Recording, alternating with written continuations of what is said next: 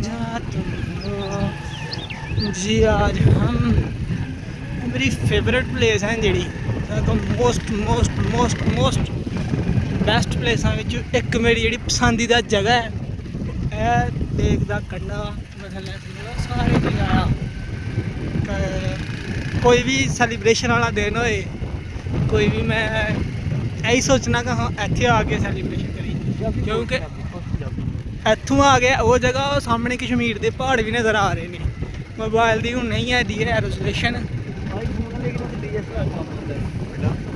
जी, इंशाअल्लाह ਉਹ ਸਾਹਮਣੇ ਦੇ ਘਰ ਵੀ ਨਜ਼ਰ ਆ ਰਹੇ, ਟਾਵਰ ਵੀ ਸ਼ਾਇਦ ਇੰਡੀਆ ਦੀ ਹੈ। ਬਾਕੀ ਜਗ੍ਹਾ ਬੜੀ